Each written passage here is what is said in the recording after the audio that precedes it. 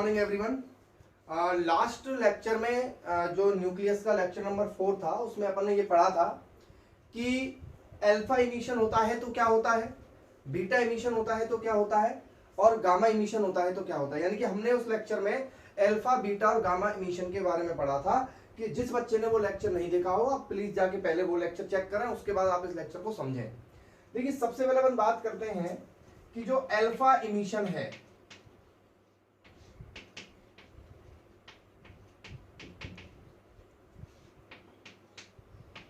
जो alpha emission है उसमें होता क्या है, मैंने आपको वापस बता देता हूं एक बार कि जब अल्फा इमिशन होता है तो क्या होता है।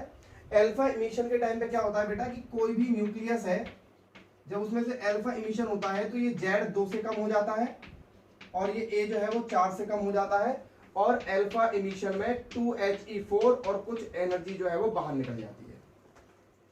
लास्ट वीडियो में मैंने आपको ये बहुत अच्छे तरीके से एक्सप्लेन कर दिया था। अब बात करते हैं कि अल्फा इमिशन के एक्सप्लेनेशन के बारे में कि अल्फा इमिशन में 2 प्रोटॉन निकले। अब देखिए हुआ क्या, समझिए। अल्फा इमिशन में अपन देखते हैं कि निकला क्या, मेन अल्फा इमिशन क्या होता है, बाहर ये निकला 2He4, यानी कि 2 निकले प्रोटॉन, और अगर इसमें न्यूट्रॉन की बात की जाए तो 2 निकले न्यूट्रॉन।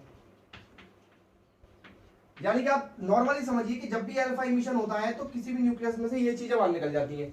यानी कि जब भी अल्फा इमिशन होगा तो 2 प्रोटॉन बाहर निकल जाएंगे और 2 न्यूट्रॉन बाहर निकल जाएंगे, यानी कि 4 पार्टिकल जो है वो न्यूक्लियस के अंदर से बाहर आ जाएंगे कुछ एनर्जी के साथ। अब क्वेश्चन ये आता है दिमाग के अंदर कि सर ठीक है हम समझ जाते हैं कि अल्फा पार्टिकल में 2 प्रोटॉन और 2 न्यूट्रॉन निकल जाते हैं, सर एक ही प्रोटॉन क्यों नहीं निकल रहा है, 2 ही क्यों निकल रहे हैं, या फिर 2 प्रोटॉन क्यों नहीं, 2 ही प्रोटॉन क्यों नहीं निकल रहे हैं, न्यूट्रॉन क्यों नहीं, न्यूट्रॉन भी क्यों निकल रहा है, या फिर केवल न्यूट्रॉन ही क्यों निकल रहा है। अच्छा अल्फा पार्टिकल पॉजिटिव होता है इसलिए हम ये तो दिमाग लगा देते हैं कि प्रोटॉन निकला है, बट लेकिन सर 2 ही प्रोटॉन क्यों निकले, 3 क्यों नहीं निकले, 1 क्यों नहीं निकला।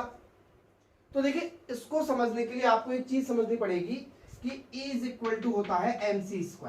ये आइंस्टाइन ने फॉर्मूला दिया था, E is equal to mc²।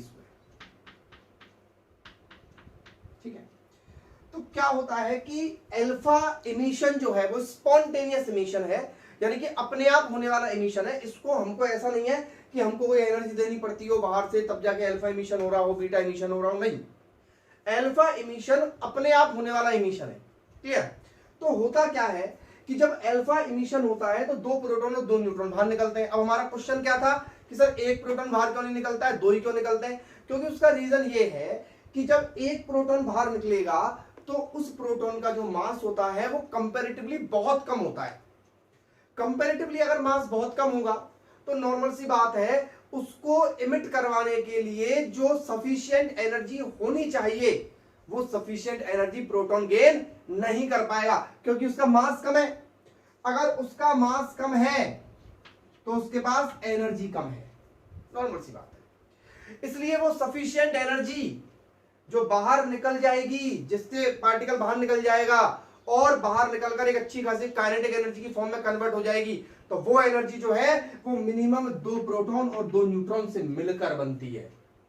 यानी कि बाहर निकालने के लिए कम से कम इतनी एनर्जी तो चाहिए जिससे 2 प्रोटॉन और 2 न्यूट्रॉन मिल जाएं। समझ आई कुछ बात। यानी कहने का मतलब ये हुआ, इसलिए अल्फा पार्टिकल का मतलब 2 प्रोटॉन और 2 न्यूट्रॉन होता है। तो कभी आपसे कोई क्वेश्चन पूछ लिया जाता है कि सर 1 प्रोटॉन बाहर क्यों निकलता है, क्योंकि कंपैरेटिवली इसका मास बहुत कम होता है, उतनी एनर्जी इसकी नहीं बन पाती है जिससे बाहर निकल जाए। मान लो केवल 1 प्रोटॉन आपको बाहर निकलना है तो आपको नॉर्मल सी बात, ये बात समझ लो सीधी सीधी कि आपको उसमें एनर्जी देनी पड़ेगी तब जाके वो प्रोटॉन को इमिट करवा पाएगा। तो समझ गए। तो पहला पॉइंट तो ये होगा कि अल्फा इमिशन में प्रोटॉन तो जरूर निकलेगा, पर लेकिन केवल खाली प्रोटॉन क्यों नहीं निकलेगा, क्योंकि उतना मास प्रोटॉन का नहीं होता है जिससे वो उतनी एनर्जी प्रोड्यूस कर सके कि वो बाहर निकल जाए। इसलिए साथ में निकलेंगे न्यूट्रॉन, जिससे मास उसका बढ़ेगा, मास बढ़ेगा तो E is equal to mc² से उसकी एनर्जी बढ़ेगी, एनर्जी बढ़ेगी तो वो बाहर निकल जाएगा। तो ये अपना टॉपिक है अल्फा इमिशन। तो इस तरीके से जो है वो अल्फा इमिशन करवाया जाता है या फिर होता है। अपन बोले कैसे होता है अल्फा इमिशन में, आप याद रखें कि 2 प्रोटॉन और 2 न्यूट्रॉन निकलते हैं। अल्फा जो होता है, अल्फा इमिशन में जो प्रोटॉन क्यों, केवल प्रोटॉन क्यों निकलते हैं? क्योंकि वो पॉजिटिव होता है। न्यूट्रॉन क्यों निकलते हैं? क्योंकि उसका मास बढ़ जाता है, जिससे एनर्जी प्रोड्यूस अच्छी खासी हो जाती है। और ये जो कंप्लीट एनर्जी होती है इन चारों की, ये बाहर निकलकर अल्फा पार्टिकल की काइनेटिक एनर्जी बन जाती है, जिससे अल्फा पार्टिकल उसी स्पीड में बाहर आता है। क्लियर? उसके बाद अपना सेकंड पॉइंट है यहां पे कि जब बीटा इमिशन होता है तो क्या होता है, काफी दिनों से सस्पेंस बना हुआ था बीटा इमिशन के बारे में।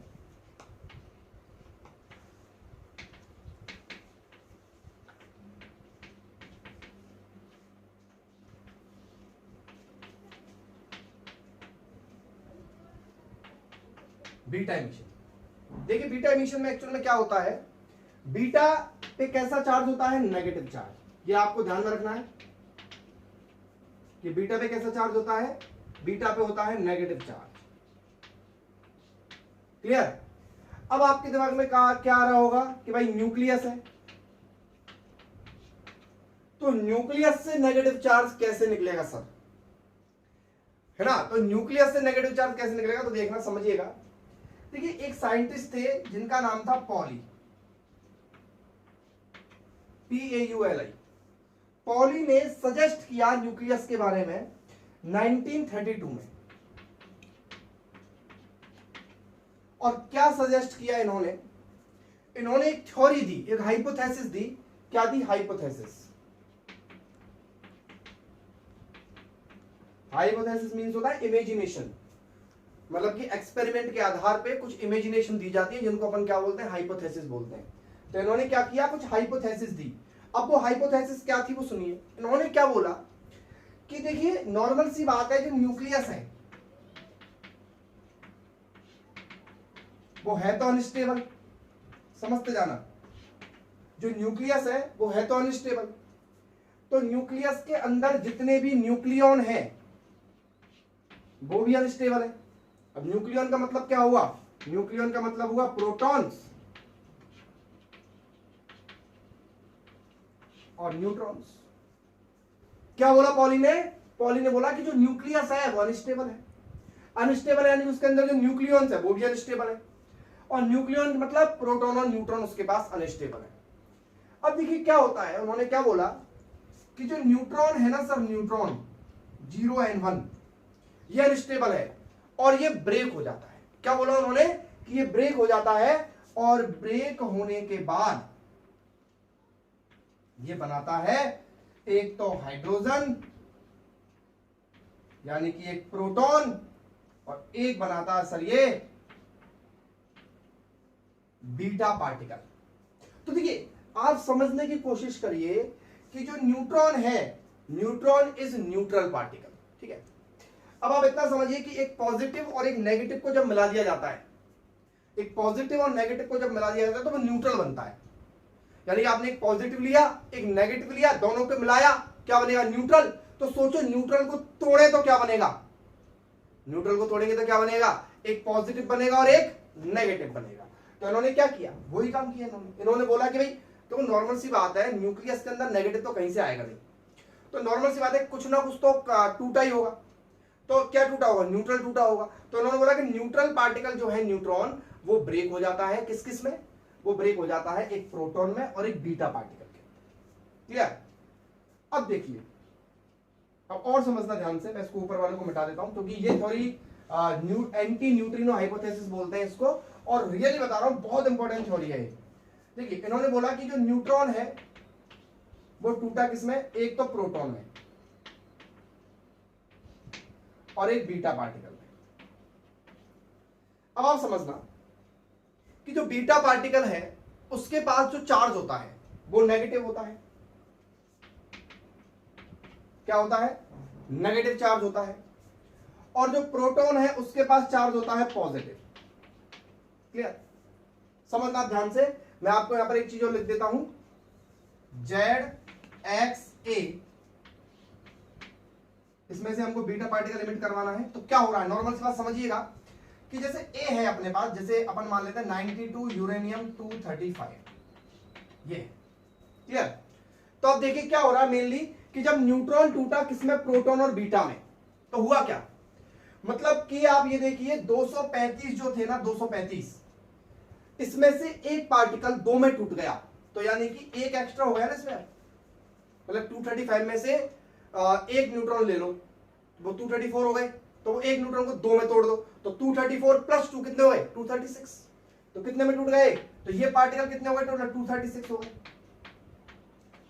अब देखिए ये जो बीटा पार्टिकल है जो अंदर बना, किसी भी न्यूक्लियस के अंदर नेगेटिव पार्टिकल का क्या मतलब, किसी भी न्यूक्लियस के अंदर नेगेटिव पार्टिकल तो स्टेबल ही नहीं हो पाएगा, और अगर नेगेटिव पार्टिकल स्टेबल नहीं होगा तो वो बाहर निकलेगा। तो वो जो बीटा पार्टिकल है वो बाहर निकल गया, बाहर निकल गया तो क्या हुआ, 236 में से एक पार्टिकल बाहर निकल गया, तो कितने रह गए वापस 235 रह गए। तो आप देखिए जो भी प्रोसेस हुआ 236 हुआ, 236 के बाद एक बाहर निकला, कितने रह गए 235 रह गए। तो आप बताइए क्या 235 से 235 रह गए तो क्या ए में चेंज होगा, नहीं होगा।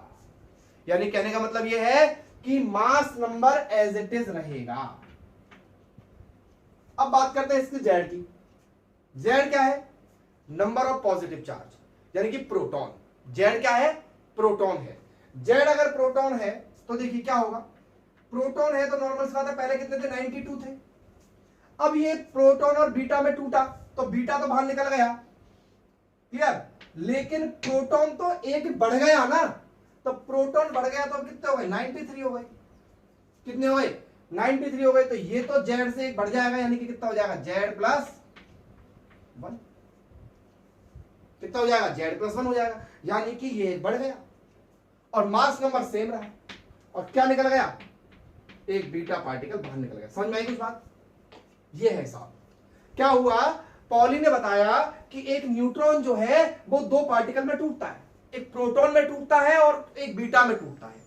प्रोटॉन एक बढ़ गया, पहले जेड थे तो अब जेड प्लस 1 हो गया, लेकिन मास नंबर आप देखिए 235 थे आपके पास, 235 में से एक 2 में टूट गया तो कितने हो गए टोटल 236 हो गए, क्लियर। 236 में से वापस एक बाहर निकल गया बीटा, तो वापस कितने रह गए 235 रह गए, इसलिए मास नंबर चेंज नहीं हुआ। लेकिन एक प्रोटॉन के बढ़ने से जेड जो है वो कितना हो गया, जेड प्लस 1 हो गया। समझने की कोशिश करिए, आप दोबारा देखिए वीडियो को रिपीट करके समझ में आ जाएगा। अब यहां पर एक क्वेश्चन और समझना बहुत इंपॉर्टेंट है। सर ठीक है मैं मान लेता हूं बीटा जो है उस पर चार्ज होता है माइनस का 1.6 into 10 to the power minus 19, और इसका जो मास होता है वो होता है 9.1 into 10 to the power minus 31। Clear, समझना बीटा जो बाहर निकला है वो माइनस का 1.6 इंटू 10 टू पावर माइनस 19 है, और ये 9.1 into 10 to the power minus 31 है।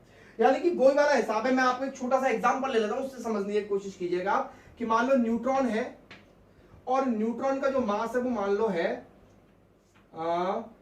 20। एक एग्जांपल ले रहा हूं मैं, एग्जांपल कि न्यूट्रॉन का मास कितना है, मान लो 20 है। अब क्या हुआ कि न्यूट्रॉन टूटा, न्यूट्रॉन टूटा, एक पार्टिकल ए में और एक पार्टिकल बी में। ये प्रोटॉन है पी में और बी में, ये प्रोटॉन है और ये बीटा है। अब इस पे जो चार्ज है वो माइनस का 10, इस पे चार्ज जो आया वो माइनस का प्लस का ई आया, माइनस का ई आया, तो वो तो ठीक है, चार्ज तो दोनों पे बराबर आएगा क्योंकि न्यूट्रल से टूटे है ना, एक पॉजिटिव एक नेगेटिव, तो बराबर चार्ज आएगा। पर क्या इसका बीटा का जो मास है वो मान लो 10 हुआ और इसका मास भी 10 हुआ, क्लियर। और हम मानते हैं कि प्रोटॉन का मास तो 10 होता ही नहीं है, तो आप वही वाली बात है, समझिए क्या इसका जो मास है, इस न्यूट्रॉन का जो मास है वो टूटेगा तो इनमें बराबर बराबर, भाई बराबर बराबर टूटेगा, पर बराबर टूटेगा यानी कि इसका टूटेगा 9.1 10 टू पावर 31, इसका भी 9.1 इंटू 10 टू पावर 31 टूटेगा। तो क्या प्रोटॉन का mass 9.1 into 10 to the power minus 31 होता है क्या, नो। समझो बात को, यानी कि अपन बात करें कि इसका मास 9.1 इंटू 10 टू पावर माइनस 31 है, तो इसका मास कितना बचेगा, इसके मास में से इसको माइनस कर दो, इतना मास में ही टूटेगा। समझो बात को, जैसे मान लो कि इसका मास 20 था, ये इसके मास में मान लो ये टूटा 6 में, तो इसका मास कितना बैठेगा फिर 14। ऐसे इसने तो ले लिया 9.1 इंटू 10 टू पावर 31, तो इसके मास में से इसके मास को माइनस कर देंगे तो इसका मास वो बचेगा। चलो चार्ज का तो भाड़ में जान दो, चार्ज तो पॉजिटिव है, मान लिया चार्ज तो प्रोटॉन के बराबर ही है, पर क्या मास प्रोटॉन के बराबर है, नहीं है, मास प्रोटॉन के बराबर नहीं है। तो बाकी के जो न्यूक्लियस है, न्यूक्लियस के अंदर जो प्रोटॉन है, जो बचे कुछ और प्रोटॉन है, वो प्रोटॉन क्या बोलेंगे, भाई तू बनता, तेरा चार्ज तो प्रोटॉन के बराबर है पर तेरा मास हमारे प्रोटॉन के बराबर नहीं है, तो हम तुझे तभी न्यूक्लियस में रहने देंगे जब तू अपना मास हमारे प्रोटॉन के बराबर करेगा, और तेरा जो मास है वो प्रोटॉन से ज्यादा है। क्लियर? तो यहां जो प्रोटॉन बनता है, अब आप पूरी कहानी ऐसे समझिए कि जब न्यूट्रॉन जो है वो अपने दो पार्ट्स में टूटेगा तो जो बीटा है वो तो इतना मास और इतना चार्ज लेके बाहर निकल जाएगा। अब जो प्रोटॉन बचेगा उसके चार्ज से तो मुझे कोई प्रॉब्लम नहीं है, बट उसके मास से मुझे प्रॉब्लम है। उसका जो मास है वो बाकी के प्रोटॉन से ज्यादा है, और बाकी के प्रोटॉन से अगर ज्यादा है तो बाकी के जो प्रोटॉन्स हैं वो उस प्रोटॉन को अपने साथ रहने की इजाजत और अलाउ उसको नहीं करेंगे। तो फिर जो प्रोटॉन है जो बना है वो क्या करेगा, अपने मास को कम करेगा, और अपने मास को जब वो कम करेगा तो नॉर्मल सी बात है, अगर वो अपना मास कम करेगा तो उसको कुछ एनर्जी रिलीज करनी पड़ेगी। वो जब अपना मास कम करेगा तो उसको कुछ एनर्जी रिलीज करनी पड़ेगी, यानी कि क्या होगा, वो कुछ एक एनर्जेटिक पार्टिकल जो मास लेस होगा, चार्ज तो वो नहीं निकालेगा क्योंकि चार्ज तो उसके पास सही है, यानी कि जो एक ऐसा पार्टिकल वो इमिट करेगा जो मास लेस होगा और चार्ज लेस होगा, बट एनर्जी होगी ओनली, यानी कि वो एक एनर्जी इमिट करेगा। तो मैं उस एनर्जी को क्या बोलूंगा, मासलेस और चार्जलेस पार्टिकल इमिट करेगा, और वो मासलेस और चार्जलेस पार्टिकल जो है वो कहलाएगा एंटी न्यूट्रिनो। ठीक है, और जिसको डिनोट करेंगे अपन इस तरीके से, साथ में एनर्जी।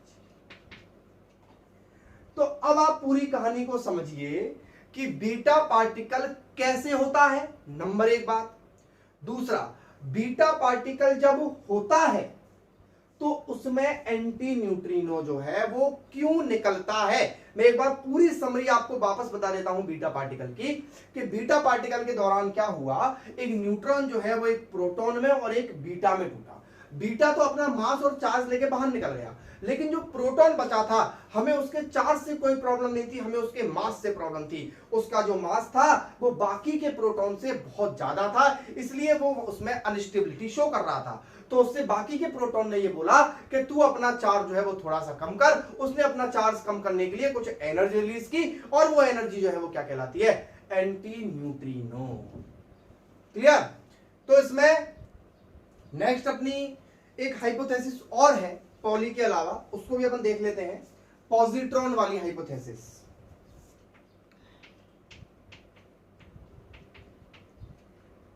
पॉजिट्रॉन एंड न्यूट्रिनो, ये क्या है, देखिए कुछ आर्टिफिशियल रेडियो एक्टिव एलिमेंट्स, ध्यान रखना, सम आर्टिफिशियल रेडियो एक्टिव एलिमेंट, सम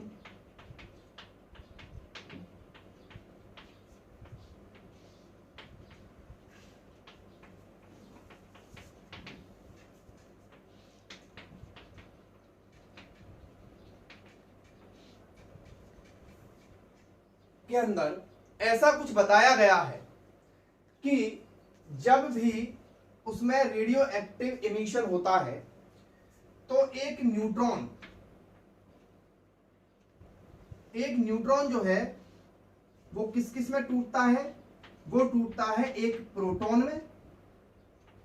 यहां पर मैंने बोला है कि एक न्यूट्रॉन जो है वो टूटता है किस किस में, सॉरी एक प्रोटॉन, न्यूट्रॉन तो पॉली ने तोड़वाया था, तो एक प्रोटॉन टूटता है एक न्यूट्रॉन में और एक पॉजिटिव पार्टिकल के अंदर, और उस पॉजिटिव पार्टिकल को डिनोट करते हैं +1 बीटा 0 से। किससे? +1 बीटा 0 से। और देखिए कैसे, अब देखिए एक प्रोटॉन है, प्रोटॉन तो दो चीजों में टूट सकता है ना, मैं नॉर्मल सी बात है। प्रोटॉन किस किस में टूटता है, प्रोटॉन टूट सकता है किस किस में, प्रोटॉन टूट सकता है एक न्यूट्रल में और एक पॉजिटिव में, नेगेटिव में वो नहीं टूटेगा। वो किस किस में टूट सकता है, प्रोटॉन टूट सकता है एक पॉजिटिव पार्टिकल में और एक न्यूट्रल पार्टिकल में। तो न्यूट्रल पार्टिकल तो हो गया न्यूट्रॉन, और ये पॉजिटिव पार्टिकल होता है, ये होता है +1 बीटा 0। ठीक है, तो ये +1 बीटा 0 जो है ये तो बाहर निकल जाता है, क्योंकि इसका उसके अंदर कोई भी अस्तित्व नहीं होता है, ये बाहर निकल जाता है। अब रहा उसके अंदर क्या, न्यूट्रॉन। अब इसका जो मास होता है वो बहुत ज्यादा होता है, तो इसका मास, वही वाला कॉन्सेप्ट बिल्कुल पॉली वाला, इसका मास बहुत ज्यादा होता है, इसलिए इसको न्यूट्रॉन बनने के लिए कुछ अपना मास रिलीज करना होता है, तो यहां पर भी एक एनर्जी बाहर निकलती है जिसको अपन न्यू से डिनोट करेंगे, और ये जो न्यू है यहां पर ये कहलाएगा न्यूट्रिनो। आप इस पूरे कॉन्सेप्ट को पॉली के एजम्पशन से जोड़कर देखिए, आपको बिल्कुल क्लियर हो जाएगा। उसमें न्यूट्रॉन टूटा था, इसमें आपको प्रोटॉन तोड़ना है, और प्रोटॉन जो है वो पॉजिटिव और न्यूट्रॉन में टूटेगा, ये पॉजिटिव बाहर निकल जाएगा, पर इस न्यूट्रॉन का जो मास है वो बाकी के न्यूट्रॉन से ज्यादा होगा, बाकी के न्यूट्रॉन से ज्यादा होगा, तो इसलिए अपने एनर्जी रिलीज करेगा। एनर्जी रिलीज करेगा तो एक चार्जलेस मासलेस पार्टिकल फिर से इमिट करेगा, दैट इज कॉल्ड न्यूट्रिनो। ये अपना कौन सा इमिशन था, बीटा इमिशन। थर्ड है अपना गामा इमिशन। गामा इमिशन को समझने के लिए आपको इस तरीके से कुछ कॉन्सेप्ट समझने पड़ेंगे कि आप ये मान लो कि न्यूक्लियस जो है उसके बड़े डिस्क्रीट एनर्जी लेवल्स होते हैं, बहुत सारे एनर्जी लेवल्स होते हैं उसके। तो मान लो कि जब अल्फा इमिशन और बीटा इमिशन हुआ, जब अल्फा इमिशन हुआ और बीटा इमिशन हुआ, तो जब अल्फा इमिशन और बीटा इमिशन हुआ तो नॉर्मल सी बात है, जब अल्फा इमिशन हुआ तो पार्टिकल कम पड़ गए, बीटा इमिशन हुआ तो एक पार्टिकल बढ़ गया, फिर अल्फा इमिशन हुआ तो पार्टिकल कम पड़ गए, फिर बीटा इमिशन हुआ तो एक पार्टिकल बढ़ गया। तो नॉर्मल सी बात है, क्या होता है कि जब किसी न्यूक्लियस के अंदर इस तरह का चेंजेज होता है तो न्यूक्लियस इन चेंजेस की वजह से अपने एक्साइटेड स्टेट में पहुंच जाता है। एक्साइटेड स्टेट में पहुंच जाता है मतलब उसकी एनर्जी बहुत ज्यादा हो जाती है, और बहुत ज्यादा हो जाती है तो न्यूक्लियस क्या करता है, अपने आप को ग्राउंड स्टेट में लाने की कोशिश करता है। इस दुनिया का नेचर है कि हर चीज अपने आप को ग्राउंड स्टेट में लाने की कोशिश करती है, क्लियर, जिससे वो स्टेबल हो जाए, अपनी स्टेबिलिटी को गेन करने की कोशिश करती है, और स्टेबिलिटी को गेन करने के लिए हमेशा हमको एनर्जी रिलीज करनी पड़ती है, क्लियर। ये बात ऐसे समझ लीजिए, ये बहुत काम की चीज है, ये मैं हर बार आपको बताता हूं इस चीज को कि जब भी आपको कोई भी चीज स्टेबल करनी है तो उसकी एनर्जी रिलीज करवा दो, क्योंकि जब एनर्जी रिलीज हो जाएगी तो वो चीज अपने आप, जहां एनर्जी ज्यादा होगी ना वहां चीज स्टेबल कभी नहीं रह पाएगी। मान के चलो कि 3-4 दोस्त बैठे हुए हैं, अब 3-4 दोस्तों के बीच में एनर्जी लेवल बहुत ज्यादा हाई है, तो क्या वो काफी देर तक बैठ पाएंगे, लड़ाई हो जाएगी। लेकिन अगर उनका एनर्जी लेवल कम होगा तो वो काफी अच्छे तरीके से प्रेम पूर्वक बात करेंगे अपने। तो एनर्जी जितनी कम होगी चीज उतनी ज्यादा स्टेबल होगी। तो अब ये न्यूक्लियस जो है वो पहुंच चुका है एक्साइटेड स्टेट में, तो इसको अपने ग्राउंड स्टेट में आना है। ग्राउंड स्टेट में आने के लिए इसको क्या रिलीज करनी पड़ेगी, एक एनर्जी रिलीज करनी पड़ेगी, और वो एनर्जी रिलीज जो होगी वो क्या होगी, गामा इमिशन, क्लियर। तो इस तरीके से जो है वो गामा इमिशन हो जाता है। नेक्स्ट अपना टॉपिक है effect of alpha emission, beta emission and gamma emission on neutron proton ratio. Neutron proton ratio मैं आपको पहले ही बता चुका हूं, पहला लेक्चर अगर आपने नहीं देखा हो तो उसको देख लीजिए, N/P रेशियो। और ये आपको पता है कि N/P रेशियो अगर 1.5 से ज्यादा होता है तो इनस्टेबिलिटी जो है वो बढ़ती जाती है। ये अपन ने पढ़ा था कि N/P रेशियो अगर 1.5 से ज्यादा होगा या फिर बढ़ने लगेगा तो इनस्टेबिलिटी बढ़ने लगेगी। तो अपन सबसे पहले बात करते हैं, पहला पॉइंट है अपना effect of alpha emission. Effect of alpha emission, तो देखिए इफेक्ट ऑफ अल्फा इमिशन में क्या है कि जब भी, जैसे मान लो मैं एक एग्जांपल ले लेता हूं, 92 यूरेनियम 238, इसमें से अल्फा इमिशन जब आप करवाओगे तो 92 का 90 हो जाएगा, ये थोरियम हो जाएगा, ये 234 हो जाएगा, प्लस इसमें से एक अल्फा पार्टिकल बाहर निकल जाएगा और कुछ एनर्जी जो है वो बाहर निकल जाएगी। ये अपन ने अभी तक पढ़ा है, क्लियर। अब आप ये देखिए कि मैं N/P रेशियो पहले पता करता हूं, तो N/P रेशियो पता करने के लिए 238 माइनस 92 न्यूट्रॉन, न्यूट्रॉन ऐसे पता लगेंगे, इसमें से इसको माइनस करके प्रोटॉन कितने 92, तो इसको सोल्व करेंगे तो ये आएगा 146/92, और इसको जब अपन सोल्व करते हैं तो आता है 1.587। तो अब देखिए क्या हुआ, मैंने N/P रेशियो पता लगा लिया, अल्फा इमिशन से पहले N/P रेशियो कितना था 1.587। अब देखते पता लगाते हैं N/P रेशियो कि after nuclear after alpha emission कितना हो गया, तो कैसे करेंगे 234 माइनस 90 अपॉन 90। तो 234 माइनस 90 अगर अपन करेंगे तो ये बैठता है 144 और नीचे आएगा 90। तो 144 और नीचे 90 आ गया तो ये आता है अप्रोक्स 1.6। क्लियर? देखिए हो क्या रहा है कि मैंने क्या किया, एन बाई पी रेशो पहले पता कर लिया कि अल्फा इमिशन से पहले कितना था और अल्फा इमिशन के बाद एन बाई पी रेशो कितना था। तो देखिए एन बाई पी रेशो क्या हो रहा है, एन बाई पी रेशो बढ़ रहा है, यानी कि जब भी अल्फा इमिशन होता है तो एन बाई पी रेशो बढ़ता है और एन बाई पी रेशो बढ़ता है तो इनस्टेबिलिटी भी बढ़ती है। यानी कि अगर आपसे कोई क्वेश्चन पूछ लेता है कंपटीशन एग्जाम्स के लिए बहुत इंपॉर्टेंट है टॉपिक कि जब भी एन बाई पी रेशो बढ़ता है तो इनस्टेबिलिटी बढ़ती है। तो अल्फा इमिशन के टाइम पे क्या होता है, जैसे ही एक अल्फा पार्टिकल निकला न्यूक्लियस और ज्यादा अनस्टेबल हो जाता है, फिर एक और अल्फा निकला तो न्यूक्लियस और ज्यादा अनस्टेबल होता चला जाता है, यानी कि न्यूक्लियस की इनस्टेबिलिटी अल्फा इमिशन से बढ़ती है। क्लियर? इसके बाद अपन बात करते हैं बीटा इमिशन के बारे में कि जब बीटा इमिशन करवाते हैं तो क्या होता है। तो देखिए बीटा इमिशन पे सेकंड टॉपिक है अपना इफेक्ट ऑफ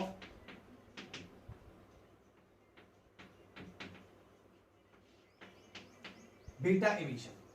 बीटा इमिशन के टाइम पे क्या होता है, देखिए एक्चुअल में क्या होता है बीटा इमिशन के टाइम पे, मान लो कि जेड है, ये एक्स है, ये ए है।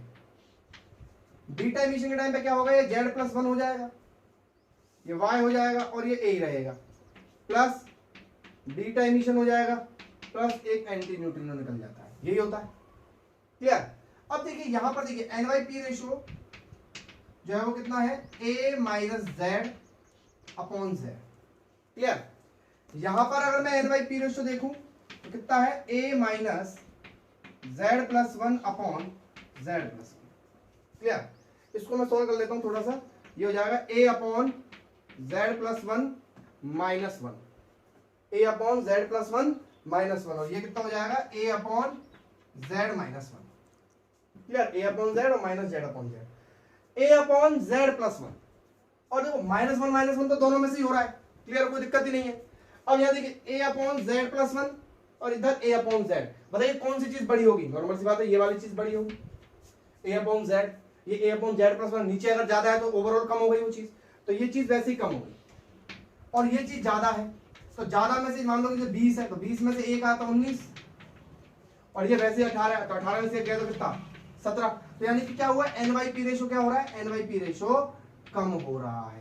यानी कि जब बीटा इमिशन होता है तो एन वाई पी रेशो कम होता है तो स्टेबिलिटी बढ़ती है। आप इसको वैसे भी एग्जांपल से लेके कर सकते हैं, जैसे मैंने अल्फा पार्टिकल के लिए किया था, कोई यूरेनियम लेके या कुछ और लेके, यानी कि आप ये समझिए अल्फा इमिशन जब हो रहा है तो क्या हो रहा है, इनस्टेबिलिटी बढ़ रही है, लेकिन जब बीटा इमिशन हो रहा है तो एन वाई पी रेशो कम हो रहा है और इनस्टेबिलिटी कम हो रही है।